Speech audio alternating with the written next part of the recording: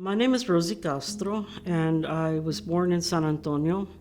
I'm a native of the city, and I'm 73 years old. My mother came from Mexico as an orphan with her sister.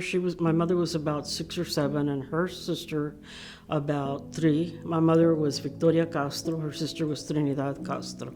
They came and stayed with the family of Garcia, but they were separated into 2 different households. And that was very hard for my mother because she had just lost her parents, her mother. And then on top of that, my mother, the people that my mother stayed with, the Garcias, Gabriel Garcia's wife was taking care of my mother, and she passed away. So my mother then experienced again the trauma of losing yet another mother, if you will. And so what happened was that my mother was pulled out of school when she was in the 3rd grade. So consequently, her education limited her in terms of the kinds of jobs that she would have to choose. I was told many years later that what she liked was that she had hoped and dreamed to be a reporter, to see her name in lights, to see her name printed, and she loved to sing, but again, she was limited. So she wound up doing things like cleaning houses, being a maid, working at restaurants, and babysitting. It was one of the first times as a young child my eyes were open to the differences between how our west side, south side, east side folks lived and how the north side, and particularly Terrell Hills, Alamo Heights, where my mother worked. There were some difficult experiences. People she worked for might call and say, "Did Victoria take my saucepan?" My mother was like, never would have taken anything, but yet there was that idea that, she might take something. So I was very angry. I was angry at the differences. I was angry at the fact that my mother was bringing home so little money. She was never home for holidays because these folks she worked for always threw parties, New Year's, Christmas, whatever. She wasn't home. And I was living with my mother and my guardian, Maria Garcia, who was part of that family that had taken my mother on when she was a kid. The good thing, though, was that I was put into Catholic school and went to Catholic school at Little Flower for 12 years. Now, I say that was good. It had some difficulties, but the good thing about it was that I was exposed for 12 years, 7 days a week, to the gospel. And I really listened to that at home. It was fairly traditional, religious, Catholic. We prayed the rosary, but the gospel spoke to me in terms of things like justice and the references to St. Joseph being a just man, the references to Jesus being angry. So I felt at a very early age that there was something wrong with a society that saw some people as children of God and others as less than that. And so very early on, I decided that, things needed to change. Now, in 1965, I'm graduating from high school. It's also around the time that you're seeing the Black Civil Rights Movement. And it's a very worrisome time too, because we've just seen the death of Kennedy in '63, a lot of turmoil in the country. And so I'm going into college at Our Lady of the Lake. And at that point in time, what I find out is that only 4% of Latinos and Latinas were graduating from college at that point in time.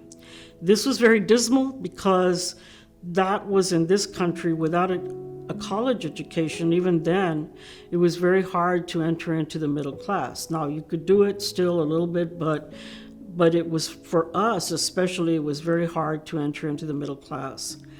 I went to Our Lady of the Lake, and that was where I met probably the biggest mentor of my life, Dr. Margaret Kramer, who was a psychologist.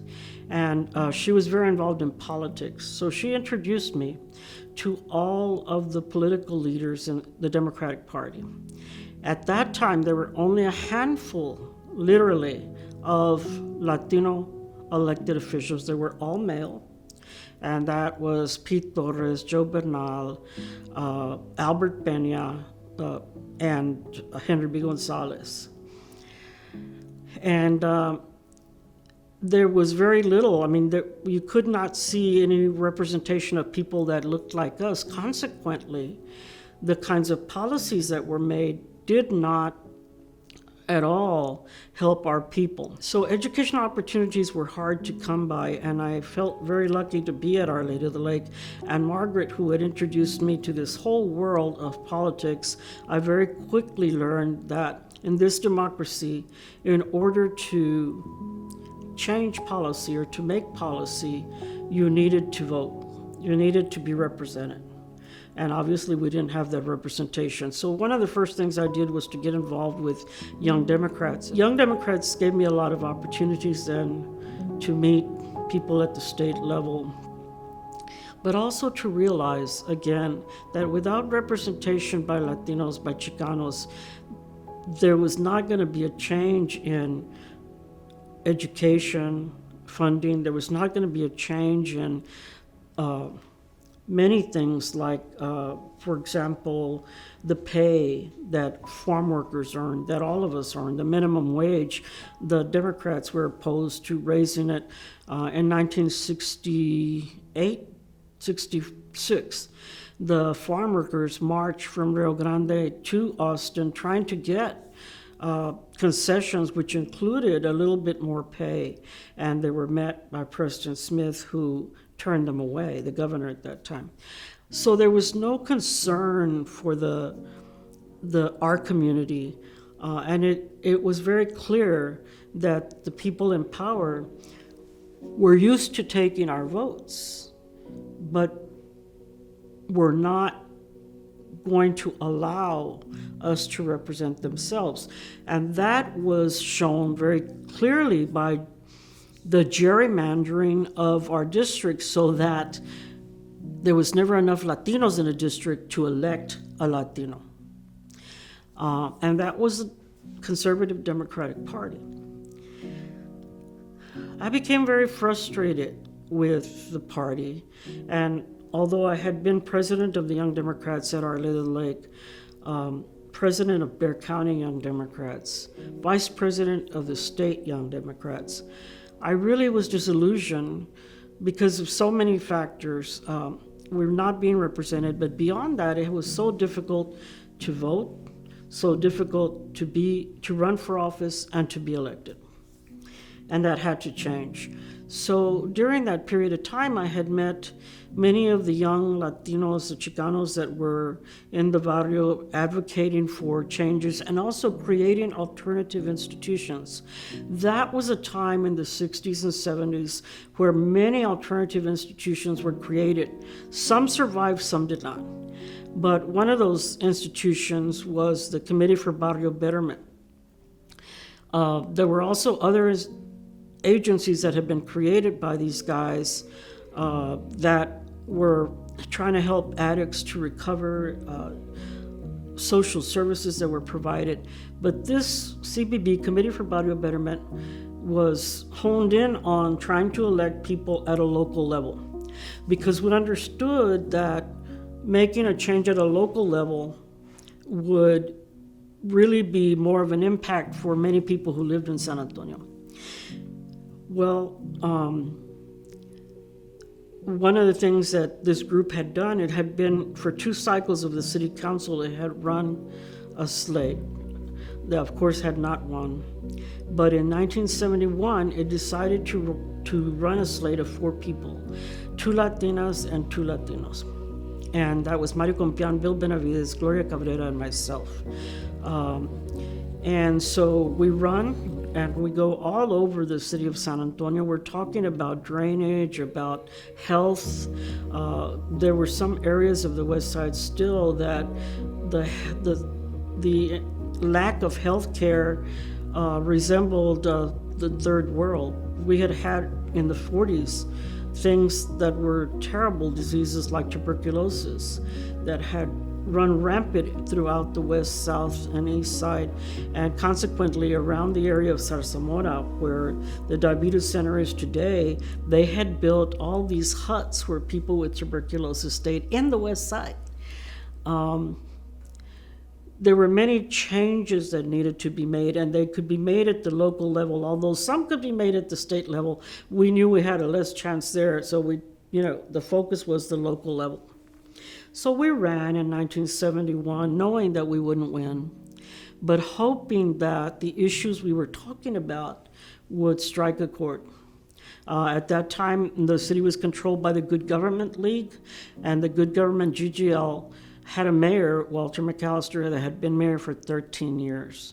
At that time, bond issues, for example, that were started, and we did research on this at St. Mary's later, bond issues that were started and were sold as something for the whole community would wind up being finished in the north side of town, where all the growth was happening, but never finished in the west side and south side and east side of town. Consequently, we had horrible drainage, and one year we had so many deaths by drowning because of the floods in Edgewood. Later on, that's one of the things that COPS takes up. So anyway, we're trying to talk about these issues and the needs of Chicanos. We don't win, but 30 years later, I was really happy to see that my son Julian wins for the first time his seat in city council. CBB was a real learning experience too, and it led directly into, because some of the same people were involved, into the Raza Unida Party. The objective of the Raza Unida Party was, again, to be able to give all people the ability to run for office. At that time, there was a high cost in being able to run for positions. For example, if you wanted to run for Congress, there was a percentage of the salary that the congressman made that had to be paid in order to run. So very few of our people could afford it. And there were things like that that needed to change. But I think the effect that Raza Unida had was several. One, we wound up really teaching a lot of people about the political system. A lot of the Raza Unida people later on ran for offices and won. So what happens is that many of us become very adept at understanding the political rules. We had to know the election codes so that we didn't inadvertently do something that would wind us all up in jail.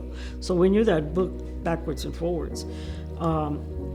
And I think it had the effect long-term in Texas of slowly beginning to break into that iron fist that the conservative Democrats had in Texas. And to this day, one of the things that I see now that makes me feel so good about things, as bad as things have been, not just with the pandemic, but with the racism, with the police brutality, once again you see, as always, the young people rise up and take the leadership and feel that they will make a difference, and that this time that difference will be more permanent.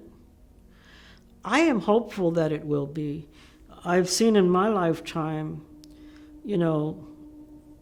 the difference we try to make. And we made some changes, because when we first started, not just we, but all of us as Chicanos, Chicanas, when we first started, there weren't that many elected folks. And Willie Velasquez, lots of different people made it so that we now have many more Chicanos and Chicanas elected to office. People are trying to make this country better. That's what we were trying to do. We're trying to make this country live up to the principles it said, liberty and justice for all. That's not radical. That's not militant. That is America.